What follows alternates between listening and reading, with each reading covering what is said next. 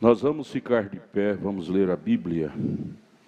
É 1 aos Coríntios, capítulo 11, verso 27, 28 e 29. Primeira carta de São Paulo aos Coríntios, capítulo 11, verso 27 ao 29. Paulo dizendo: portanto, qualquer que comer este pão, ou beber o cálice do Senhor indignamente, será culpado do corpo e do sangue do Senhor. Examine-se, pois, o homem a si mesmo, e assim coma deste pão e beba desse cálice. Porque o que come e bebe indignamente, come e bebe para a sua própria condenação, não discernindo o corpo do Senhor. A palavra discernir quer dizer diferenciar, saber diferenciar entre o certo e o errado. O corpo do Senhor é a palavra, é a igreja. Senhor Jesus, unja nossos corações para receber a Tua palavra, que ela possa produzir em nós aquele temor reverencial. No nome de Jesus te pedimos, amém. Podeis assentar, irmãos. Na mensagem, o que é o Espírito Santo? Parágrafo 8, eu quero ler bem compassadamente nesta noite. O profeta diz: você sabe que cada igreja, se não tem uma doutrina, não é igreja? Cada igreja, se não tem uma doutrina, modo e regra de viver, não é uma igreja, é simplesmente uma instituição. Você tem que ter algo no qual crer firmemente, e alguns princípios que possa sustentar sua alma. E esta é a santa doutrina do Senhor.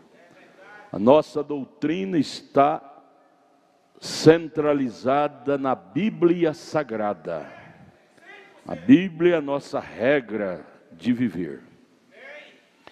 Ainda na mensagem do que é o Espírito Santo, eu vou ler vários parágrafos dela. Parágrafo 12, 13. O profeta fala do seu coração. Ele diz: durante essas 3 noites, ele estava pregando uma série. O que é o Espírito Santo, como recebê-lo e para que foi dado. Aí essa aqui é a primeira mensagem que ele pregou na primeira noite. Ele diz: durante essas 3 primeiras noites, não tomaremos um tema para pregar, mas traremos uma mensagem para ensinar a palavra de Deus. Pois eu não pediria que alguém fizesse alguma coisa que eu não estivesse disposto a fazer por mim mesmo. Esta semana tem sido um calvário completo para mim. Tenho estado a ponto de desmaiar, se assim pudéssemos dizê-lo, até o extremo em que quase tenho estado fora de mim. Porém, me tenho rendido ao Senhor completamente, com toda a minha vontade e com tudo que sei. Uma noite, como que à meia-noite, depois de haver estado acordado, orando e falando com o Senhor sobre um pequeno móvel, com 2 Bíblias abertas, em nossa sala, minha esposa e eu consagramos nossas vidas de novo a Deus para um serviço completo. Ele levantava de noite com a esposa para ler a Bíblia, para orar, para reconsagrar suas vidas para um serviço completo a Deus. Esse é nosso modelo.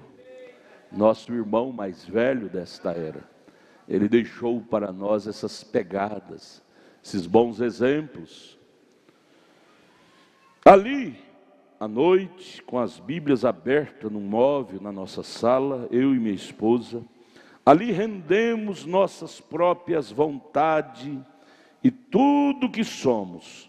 Ali rendemos todo pensamento negativo para servir ao Senhor Jesus. Que lar feliz, não? Que lar maravilhoso, que lar bonito. O casal se consagrando a Deus. Você quer ter um lar feliz? Faça assim também. Leia a Bíblia com a sua família, ore até derramar lágrimas.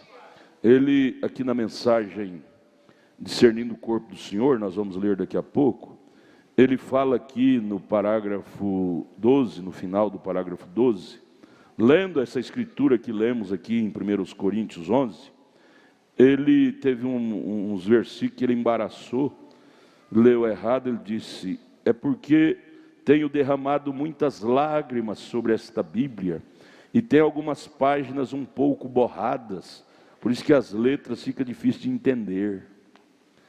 Tem derramado lágrimas ao ler a Bíblia, e às vezes borra as letras e fica difícil de eu entender o que está escrito. Coisa linda, ler a Bíblia e de repente começar a pingar lágrimas. Por quê? Porque aquilo te tocou, aquilo mexeu com a sua alma. Quando é que nós choramos, hein? É quando alguém fala mal de nós, pisa no nosso dedão, mexe com o nosso ego, choramos de raiva. O profeta não era assim, ele chorava quando lia a Bíblia e lembrava do que Jesus fez por ele no Calvário, e aquilo deixava ele com o coração mole, amolecido, e as lágrimas corriam teimosamente em sua face e borrava a Bíblia. E aqui nós estamos lendo: ele e sua esposa, altas horas da noite, com as Bíblias abertas na sala sobre um móvel, e ele reconsagrando sua vida, ele com a esposa, a Jesus. Oh, lar feliz, lar feliz, lar de amor. Você quer amar mais sua esposa? Veja como você está amando a Jesus. Você nunca vai amar ela mais do que você ama Jesus. Você quer amar mais seu marido? Veja como você está amando a Jesus. Você nunca vai amar ele mais do que você ama Jesus. Você quer renovar seu laço matrimonial? Renove primeiro com Jesus, e aí você vai ter base para renovar com a sua esposa, com o seu marido. Essas duas coisas correm paralelas. E aí rendemos todo pensamento negativo para servir ao Senhor Jesus. Eu espero que esta haja sido também a atitude sua, falando para mim, para você. Espero que esta seja a atitude sua, render totalmente ao Senhor. Aleluia, glória a Jesus Cristo. Amém. Jesus, ajude a nós. Que você haja feito a mesma coisa. Então, ao vir aqui nesta noite, vimos pisando sobre terreno santo. O irmão Brana tinha consciência do que é vir à igreja. É um terreno santo, é onde reúne os santos de Deus. Então ele entrava pelas portas da igreja como pisando em terreno santo. É onde os santos de Deus se reúnem sob a base das orações, da consagração, da rendição a Deus. Por isso que é um pecado pisar com sapatos de cravos, onde anjos têm temor de pisar de sapatos de luva. É um lugar sagrado. Quando você entra por essas portas, você deve entrar com esta consciência: este não é um lugar comum. Não brinco isso não, isso pode custar caro para você. Eu tenho visto muitas pessoas morrer literalmente, por brincar. Você lembra da Bíblia, Ananias e Safira? Entrou mentindo para Pedro. Atos 6. E caíram mortos os dois no altar, porque entraram de uma forma carnal. Você tem que vir à igreja de uma forma espiritual, para que a bênção do Todo-Poderoso te atinja. Ele prossegue dizendo: ao vir aqui nesta noite, vimos pisando sobre terreno santo, entre um povo que tem estado orando, jejuando, fazendo restituições e preparando-se para receber algo de Deus. Eu sei que aquele que vier com fome não regressará faminto, mas Deus o alimentará com o pão de vida, com o pão da vida. Aí ele ora aqui no parágrafo 17, estou lendo a mensagem, o que é o Espírito Santo. Parágrafo 17 ele ora dizendo: ao ver que os fogos do avivamento começam a apagar-se, conceda-nos introduzir lenha de tua palavra, para que se possa acender um novo fogo, fogo de Deus em nossas vidas, e que nossos corações sejam cheios de zelo, não de relaxo, cheios de zelo santo. Aí ele diz: santifica-nos, Senhor, com tua preciosa palavra, com teu sangue e tua graça. Clamamos, e toda graça e todo louvor será teu. Tira todo o prejuízo de nossos corações. Limpa-nos, ó Senhor. Dá-nos corações puros. Dá-nos mãos e mentes limpas, de tal modo que possamos vir ao teu santuário, noite após noite, jubilosos e cheios do teu Espírito. Pedimos isso no nome de Jesus, para a sua glória. Amém. Essa é a maneira, era a maneira que o profeta orava, de uma forma tão humilde, tão zelosa das coisas espirituais, que aquilo fazia dele um homem tão abençoado. Aqui no parágrafo 22 ele diz assim, quando ele leu a Escritura, ia pregar sobre o tema, o que é o Espírito Santo.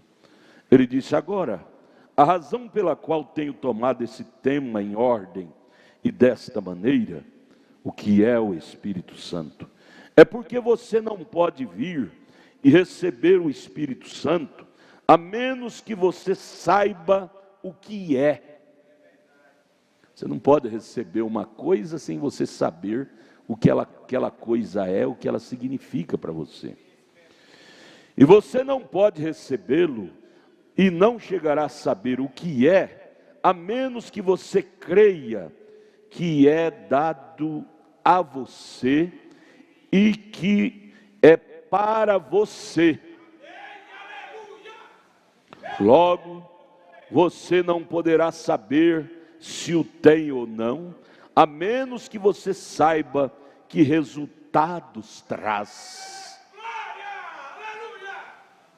Assim sendo, se você sabe o que é, para quem é e que ações produz quando chega, então você saberá o que tem quando haja recebido. Vê? Isto concluiria o assunto. Agora, há uma diferença muito grande entre um simples cristão e um cristão cheio do Espírito Santo. As atitudes são diferentes. As maneiras de falar, de agir, são diferentes. Logo, vamos extrair isto da Escritura e situá-lo exatamente na Escritura. Em primeiro lugar, há um cristão que só professa ser um cristão. Porém, se o tal não tem sido cheio do Espírito Santo ainda, ele apenas está em processo de ser cristão. Vê você? Ele professa crer, está em ação para isto. Porém, Deus ainda não lhe tem dado o Espírito Santo. ele ainda não tem chegado à meta com Deus na qual ele o possa reconhecer. Está em processo, mas ainda não tem chegado àquela experiência experimentada com Deus.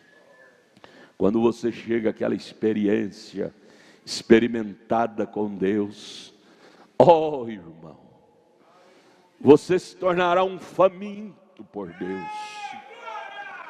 Dia e noite, noite e dia, nas suas horas de folga, você está com a mensagenzinha lendo.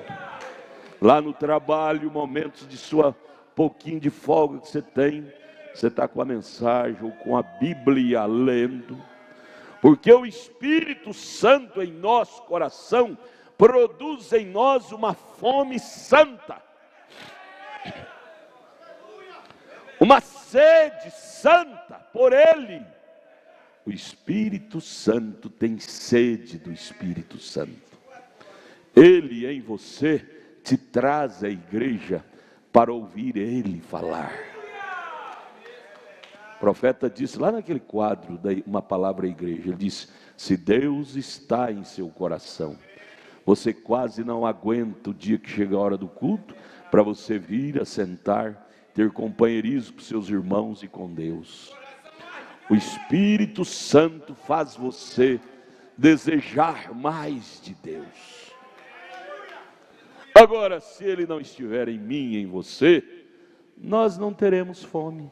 As pessoas vão dizer: vamos à igreja, vamos à igreja. Você vai dizer: ah, não, acho que não, estou com vontade não. Você não terá aquela sede santa. Oh Deus, envia do céu o Espírito Santo, para produzir em nós uma sede santa, desejo santo. Porque se você não tiver desejo por Deus, você vai ter desejo pelo mundanismo. Ninguém fica neutro. Ou você deseja ser cheio de Deus, ou você vai desejar ser cheio de fama, de coisas naturais que não edifica a alma. O desejo que o Espírito Santo produz em nós é um desejo santo, de santidade. É impossível você dizer que tem o Espírito Santo e ainda tem desejos mundanos em seu coração. O Espírito Santo primeiro faz uma faxina, uma limpeza. E aí o profeta diz, nesta mensagem ainda, parágrafo 31 e 32, ele diz: deixa-me falar com o homem por 2 minutos, e lhe direi se tem recebido ou não o Espírito Santo. Pelas maneiras que ele fala, pelo seu sotaque. Existe um sotaquezinho aí que os irmãos jovens, por exemplo, estão usando demais aqui. Atenção, jovens, para com esse sotaquezinho. Jesus. Gente, esse sotaque é de denominacional. Você está ouvindo muito pregação denominacional. Jesus. Está fora até da gramática. Ele não chama Jesus, ele chama Jesus. Pessoa até formada em universidades, com esse sotaquezinho denominacional que é nojento. Quando não é Jesus é um baiano de cabeça chata remedando carioca. Isso é nojento. Deixa para os carioca, para os manauenses, né, que tem esse sotaque. Mas nós somos mineirão, goianão, né? Vamos falar no nosso idioma correto. Jesus. Para com essa nojeira de vício de língua, copiando de terceiros. Copie da palavra, a Bíblia. A Bíblia é o livro mais bem colocado na gramática. Você quer aprender a falar gramática perfeito? É a da Bíblia. A gramática mais perfeita é a da Bíblia. Pare com esse negócio de Jesus. Jesus é nojento. É nojento. Depois você não vai falar que eu sou sem educação. Vou te corrigir diante do povo. Viu? Eu estou te avisando hoje para não ser preciso corrigir diante do povo. Isso é nojento, isso não é de Deus. ficar copiando de terceiro maneira de falar. Nós temos a Bíblia, que é a nossa professora. Nossa professora, ela ensina a falar direitinho. Amém? Você está ouvindo dentro nacional. Vamos copiar de Cristo modos e costumes, maneiras antigas. Onde estão os velhos bancos de lágrimas? Acabaram. Mombrana pregando isso, ele fala: a igreja tirou os bancos de lágrimas.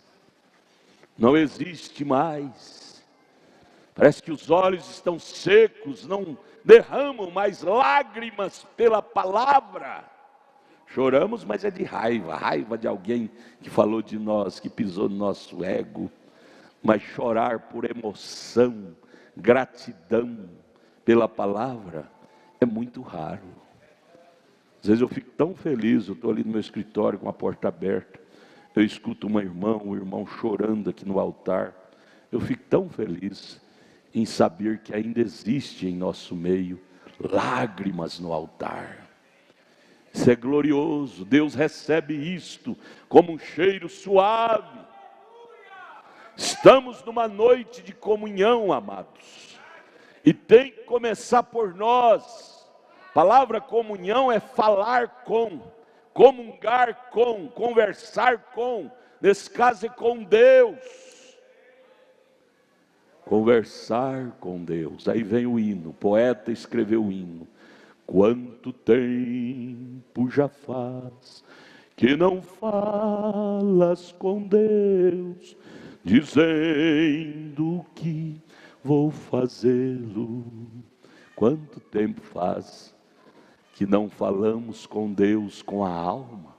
Às vezes falamos só com os lábios. Senhor, abençoa minha mãe e meu pai, e a mim também, eu vou dormir que estou cansado. Até logo, Deus, amanhã nós fala mais. Uma oração que não passa nem do teto. Deus quer ouvir a voz da alma. Deus está desejoso ouvir esta voz da alma. Tantos anos faz que Ele não ouve mais. A correria da vida tirou a oportunidade de Deus ouvir a nossa oração da alma. Correria atrás do vento. Já viu correr atrás do vento? Salomão fala isso em Eclesiastes. Correr atrás do vento. Você nunca pega ele. Você corre, ele voa. E a vida natural tem sido assim, correr atrás do vento. Corre e voa. Não adquiriu nada. Você tem que correr atrás da palavra de Deus. Essa sim nos dá bom retorno. Retorno sadio. Mas ele disse: deixa-me falar com um homem por 2 minutos, e lhe direi se tem recebido o Espírito Santo ou não. Quem tem o Espírito Santo capta quem tem e quem não tem, através de uma conversa de 2 minutos. Aí eu fico pensando, como é que essa moça namora com esse rapaz, incrédulo, tanto tempo conversa para lá para cá e não descobriu o Espírito que está nele ainda, não discerniu. Esse moço namora com essa moça incrédula e ainda não discerniu o espírito dela. Depois casa, vai dizer: fui surpreendido, ele não é o que eu pensava ser. Aí separa. Gente, a hora de descobrir é antes do casamento. Você tem que discernir o espírito dela, o espírito dele. Deixa-me falar com um homem por 2 minutos, e lhe direi se tem recebido o Espírito Santo ou não. Companheirismo. Que graça tem um companheirismo com a pessoa que não tem o Espírito Santo? Ser amigo social é uma coisa.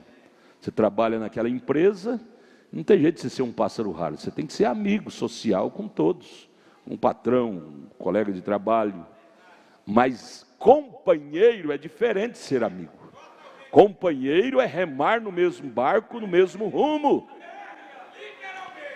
O espírito cristão não associa, ele não dá conta de associar com o espírito não cristão. É igual misturar água com óleo. Você já tentou? Nunca mistura. Joga o óleo lá que ele boia. Não mistura. Assim é o Espírito Santo com o Espírito não cristão. Não tem liga para unir. Veja, assim é você também. Isto nos separa. Há uma marca, é um sinal, ou é uma marca. O Espírito Santo é uma marca, é um sinal. O Espírito Santo é um sinal. Qualquer menino que recusava ser circuncidado no Antigo Testamento, qual era uma sombra do Espírito Santo, era cortado do meio do povo. Se recusava a ser circuncidado, o tal não podia ter companheirismo com o resto da congregação. Isso era lá em Israel.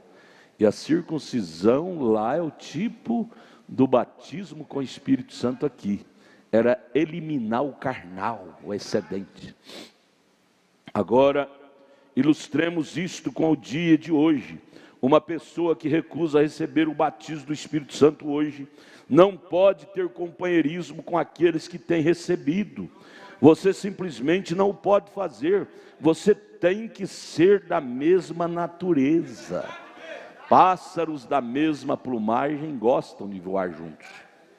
Minha mãe costumava dizer: aves da mesma plumagem sempre se juntam. Bem, é um antigo provérbio, porém é muito verdadeiro. Não vemos as pombas e os corvos tendo mútuo companheirismo.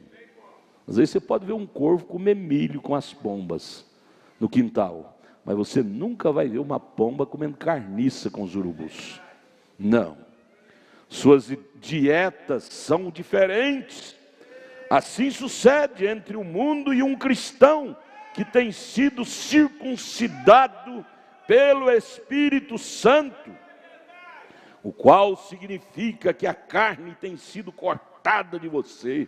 O carnal é a circuncisão. A circuncisão só podia ser feita no varão, porém se a mulher era casada com o homem, ela era parte dele nisto. Ela era circuncidada nele. Aleluia, glória a Jesus. Jesus é maravilhoso. Eu amo, porque Ele primeiro me amou. Agora aqui no parágrafo 69 e 70, o profeta dá um puxão de orelha. Observe, tudo a seu derredor hoje para comprová-lo. Esquadrinhe e veja se estamos ou não nesse dia.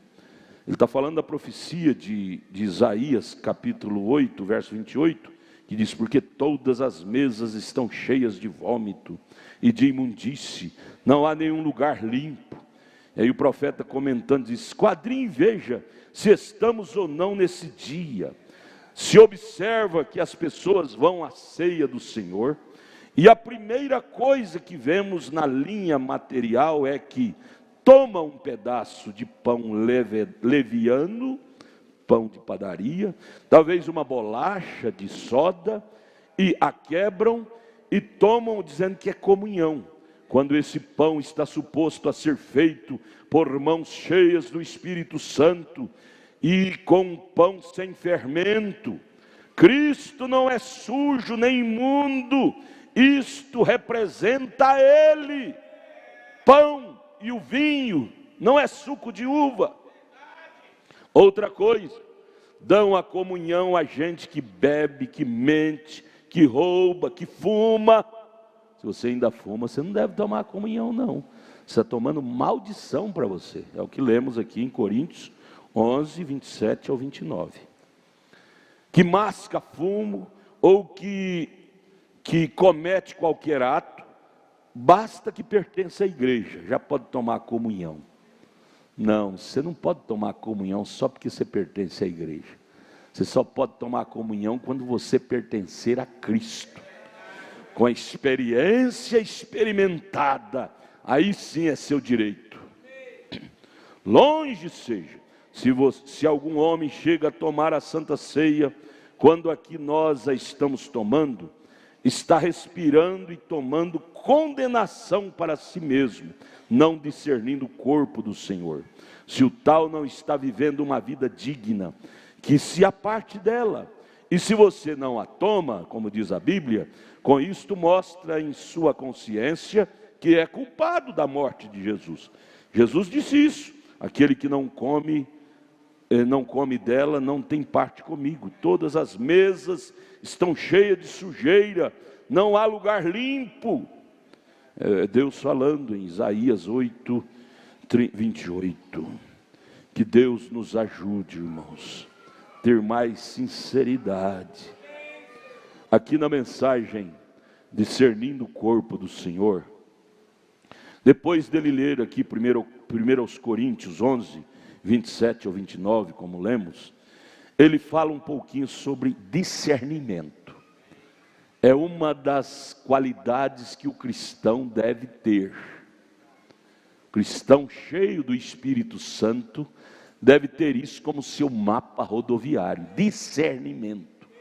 É um dos 9 dons lá de Coríntios 12 que Paulo nos receitou. Mas no final do capítulo ele diz: buscai os melhores dons. E eu não vejo para o momento qual estamos vivendo um dom mais excelente para um homem de Deus ter, uma mulher de Deus, do que o dom de discernimento. Discernir quer dizer diferenciar o certo do errado. E aí, baseado nisso, ele fala aqui na mensagem Discernindo o Corpo do Senhor, parágrafo 14, 15 e 16. Agora nosso destino eterno não está completamente determinado ou baseado pelo que vemos ou o que ouvimos, porém está determinado pela classe de discernimento que temos do que vemos e ouvimos. Nós não podemos ter uma fé vaga. Uma Maria vai com as outras, uma biruta, onde o vento sopra está indo. Nossa fé deve ter uma âncora. E esta âncora é a palavra de Deus. Não é uma suposição. Não é um conceito do A, do B ou do C. É a Bíblia. Quanto mais cheio do Espírito Santo você for, mais tendencioso para a Bíblia você será. Você amará a palavra de Deus. Paulo não estava disputando com os coríntios como eles por haver tomado a comunhão. Não era o ato de tomar a comunhão. O ato deles estava bem, tomar a comunhão. Porém, seu discernimento é que estava errado. O tomar a ceia do Senhor é o mandamento do Senhor.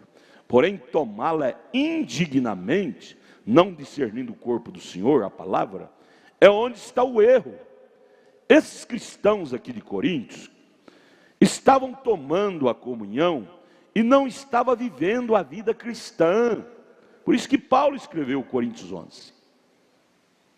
O cristianismo é uma experiência e uma vida.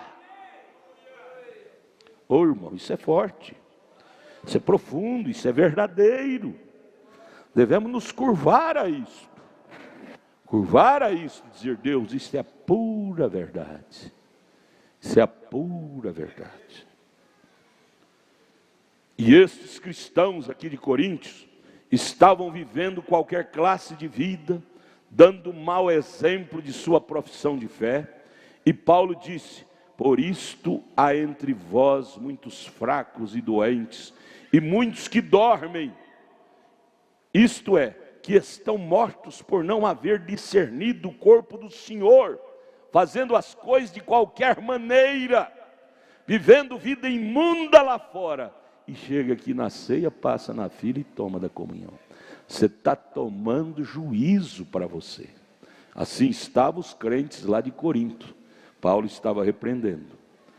No 16 o profeta disse: e nós que nos chamamos cristãos, não temos o direito de tomar a comunhão, a menos que estejamos vivendo acima da reprovação do mundo, acima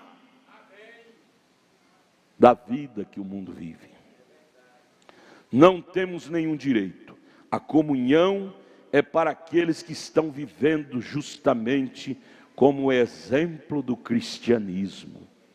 Vamos dizer: Senhor, me ajude, tenha misericórdia de mim. Eu preciso de um batismo maior desta vida cristã em mim.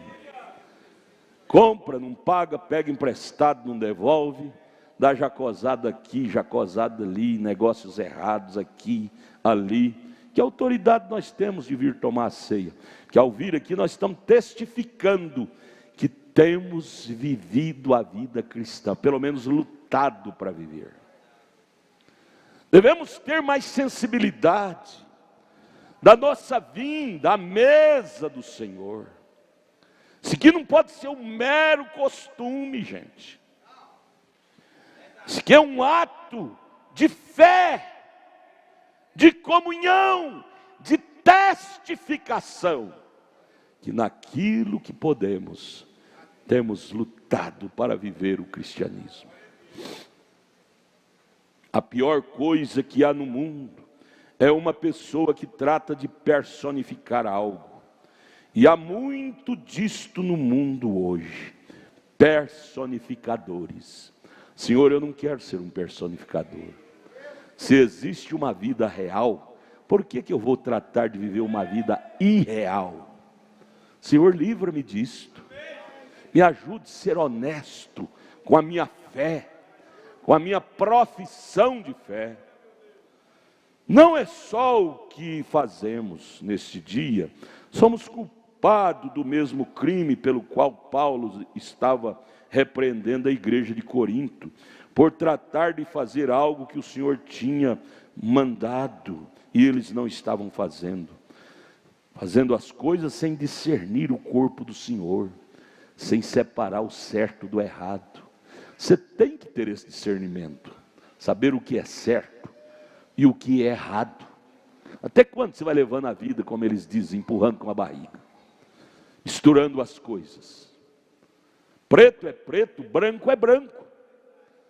Não vamos admitir em nós, pelo menos ter a humildade, porque o que Deus vai nos julgar não é propriamente pelo que nós fazemos, mas é pelo que nós cremos. Nós devemos pelo menos ter a humildade de chegar para Jesus como um Jim, dizer: Jesus, eu não presto, eu não valho nada, não valho nada. Porém, Jesus, tu conheces meu coração, tu sabes que o meu maior desejo é ser um cristão. Sabes que eu tenho lutado com tudo que posso para viver o cristianismo. Livra-me de ser um personificador, como Judas Iscariotes personificou até o último dia. Me faça um crente verdadeiro, como o Jim. O Jim vivia uma vida atrapalhada, mas no seu íntimo ele vinha no altar e orava e dizia: Deus, tenha misericórdia do Jim. Aqui está o Jim. Em outras palavras, muda este Jim. Em outras palavras, ele estava dizendo com aquilo: Senhor, eu não concordo com a vida desordenada que o Jim vive. Você tem que ser sincero. Deus honra a sinceridade. Ele honrou a sinceridade do Jim. Senhor, eu sou o Jim, mas eu não concordo com essa vida desordenada que o Jim leva de jeito nenhum. Muda o Jim, Jesus. Aí você cita seu nome, e você coloca seu nome. Muda, Jesus, muda. O que você tem que fazer não é sair da igreja. Muitas pessoas, ao sentir fracos na fé, a primeira coisa que faz é sair da igreja. Essa é uma decisão muito estúpida que você está fazendo contra a sua alma. Sua alma vai te cobrar caro naquele dia. O que você tem que fazer é sair do mundo, sair do pecado, sair dos maus hábitos, sair da vida mesquinha. Você tem que tratar é sair disso, não sair da igreja. Hoje troca-se de igreja como se troca de roupa. Tem demais, tem, em cada esquina tem uma. Essa não é atitude cristã. Você nunca consertará a sua vida trocando de mulher, trocando de marido, mudando de cidade, mudando de lugar. Não, você consertará a sua vida encarando Deus face a face, como Moisés encarou lá no monte. Ele saiu dali diferente. 5 minutos que ele permaneceu ali diante do monte, fumegando, foi o suficiente para mudar muitos anos de vida que ele havia tido. 5 minutos na presença de Deus, com lágrimas da alma, muda a sua alma. O ladrão da direita não precisou nem de 5 minutos. O ladrão da direita, acho que foi uns 30 segundos. Lembra-te de mim, quando entrares no teu paraíso. Aquilo saiu das entranhas da alma dele. E ali foi o suficiente para Jesus voltar para ele e dizer: hoje mesmo estarás comigo no meu paraíso. Uma palavra de fé, partida do âmago da alma, é o suficiente para mudar o roteiro de nossa vida. Deus quer ouvir a sua alma, irmão. Deus quer ouvir a oração da alma. Deus, ouça-me, converta-me, transforma-me. Lembra-te de mim quando entrares no teu paraíso. Ele volta e diz: hoje mesmo, não é amanhã não, é hoje, estarás comigo no meu paraíso.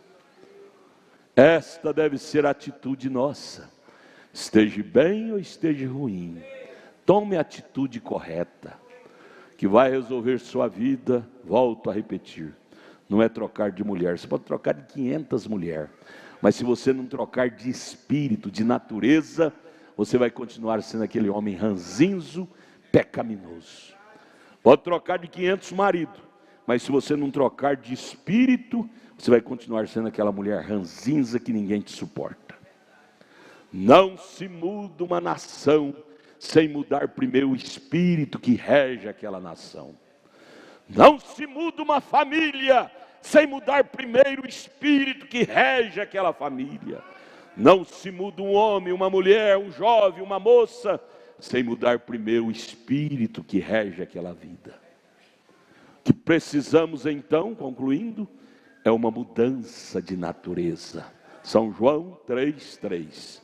Necessário te é nascer de novo. Mas nós temos medo de encarar isto. Temos medo. Queremos ir para o céu, mas temos medo de encarar o Deus do céu face a face. Senhor, eu estou diante de sua face. Como Billy Robson disse: ou o Senhor me muda, ou então eu me acabarei aqui. Mas eu não sairei daqui enquanto tu não me mudares.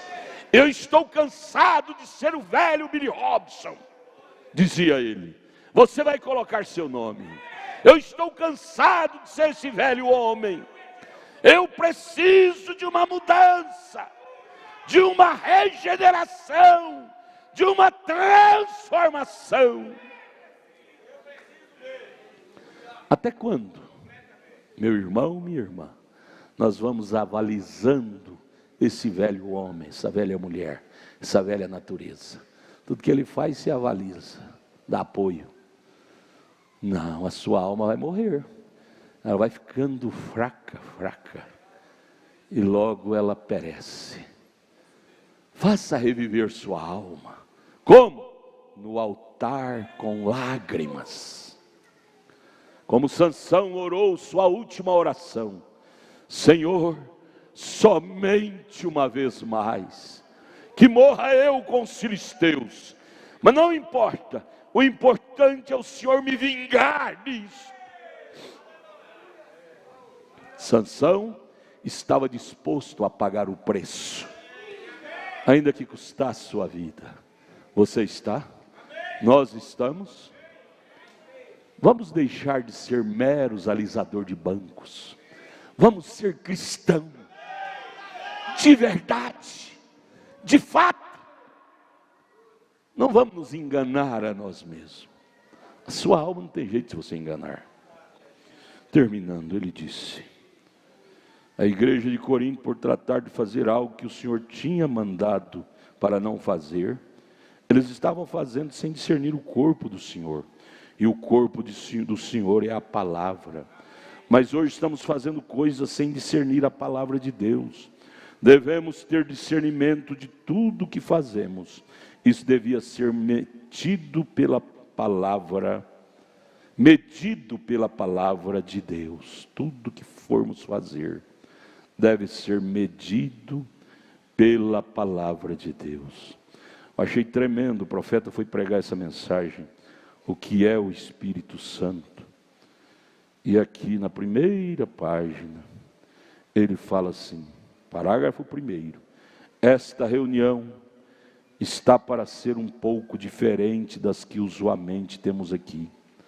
Quando nós reunimos aqui, na maioria das vezes, é para ter reunião de cura para os enfermos, ou seja, para a saúde física. Ali pomos ênfase naquilo. Porém, nesta noite, estamos começando este avivamento para a cura da alma, ou seja, a cura do espírito.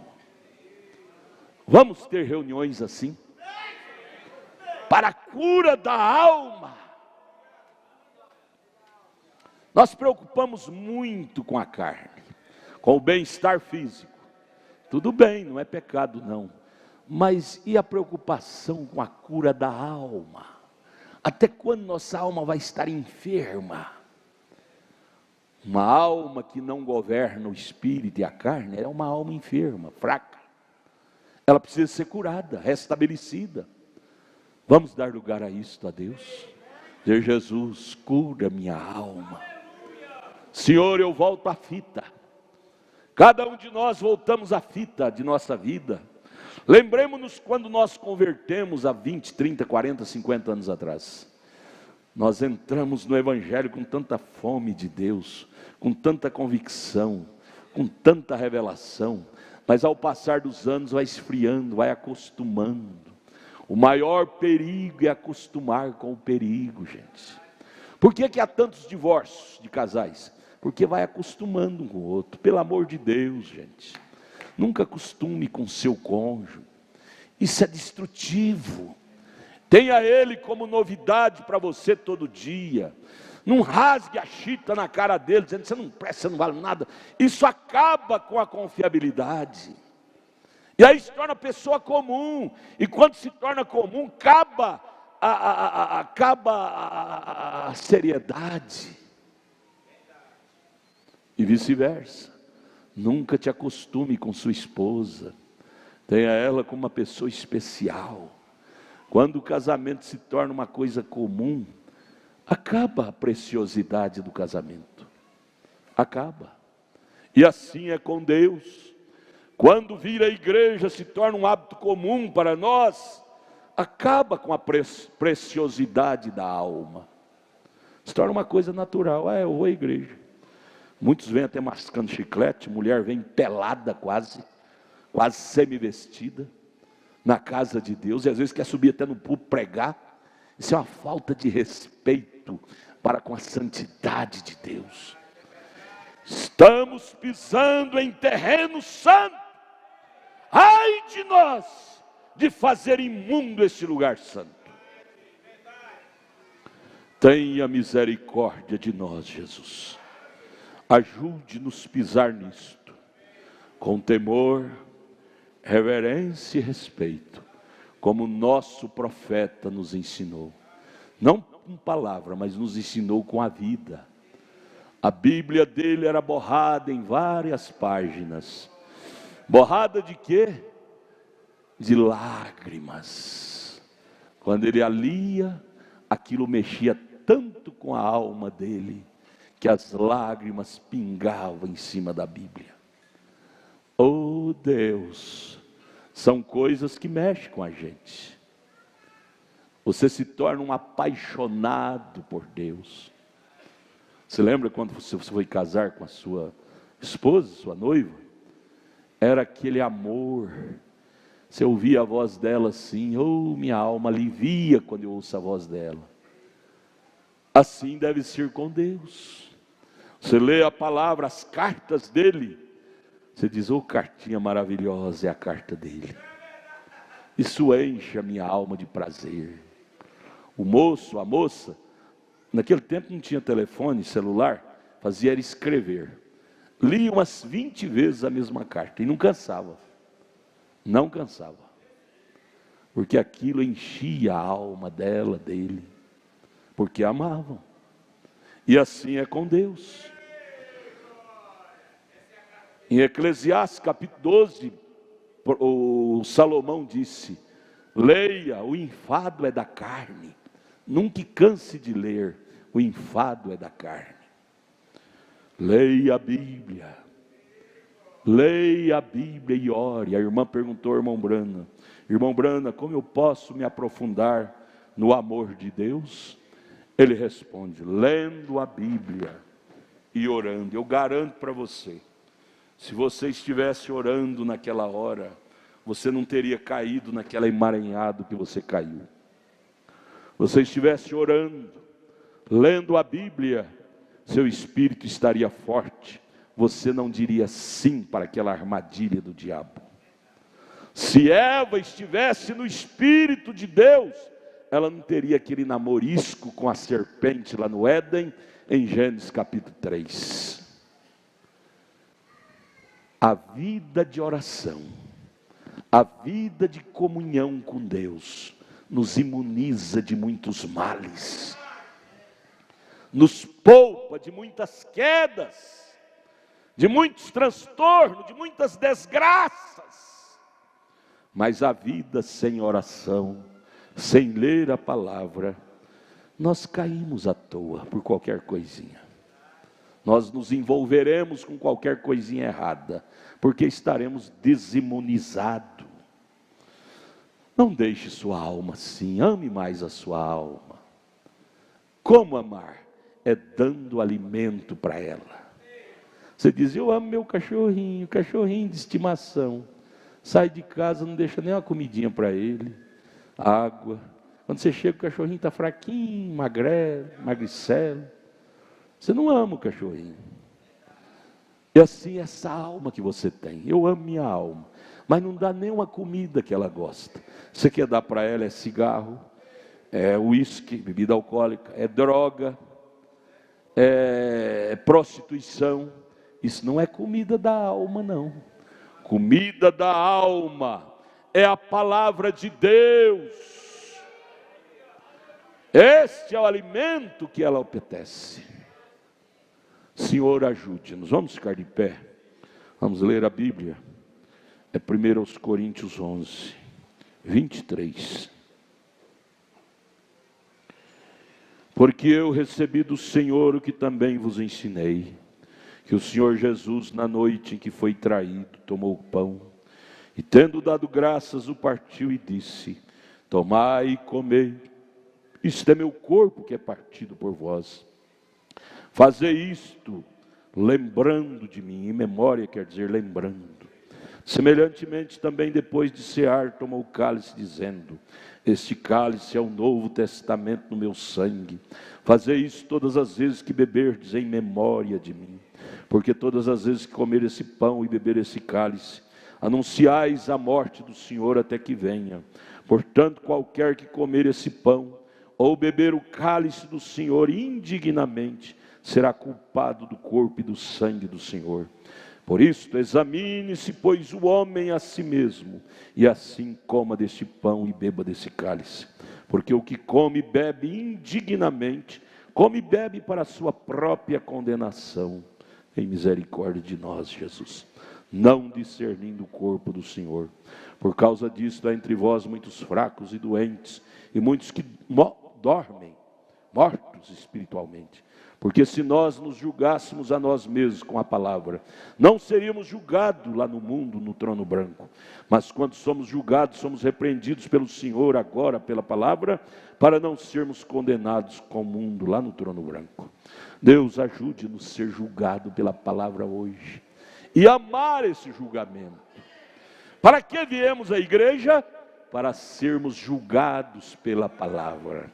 São João capítulo 13, Evangelho de São João, capítulo 13, vamos ler para o lava-pés. Verso 4 e 5. Levantou-se Jesus da ceia, não é? Tirou os vestidos, o vestido é as vestes de fora. Tomando uma toalha, cingiu-se. Você vai lavar os pés, você deve cingir com uma toalha. Depois deitou água numa bacia e começou a lavar os pés aos discípulos e a enxugar-los com a toalha com que estava cingido. Agora verso 12 a seguir. Depois que lhes lavou os pés, tomou seus vestidos e assentou outra vez à mesa, disse-lhes: entendeis o que vos tenho feito? Vós me chamais mestre e senhor, e dizeis bem, porque eu sou.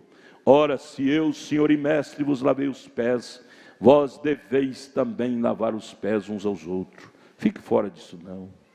Não fiques fora dos mandamentos de Deus. É morte. Ora, se eu, Senhor e Mestre, vos lavei os pés, vós deveis também lavar os pés uns dos outros. Porque eu vos dei o exemplo para que, como eu vos fiz, façais vós também. Isso é mandamento. Na verdade vos digo, que não é o servo maior do que o seu Senhor, nem o enviado maior do que aquele que o enviou. Verso 17. Se sabeis estas coisas, que ele disse, bem-aventurados sois se as fizerdes.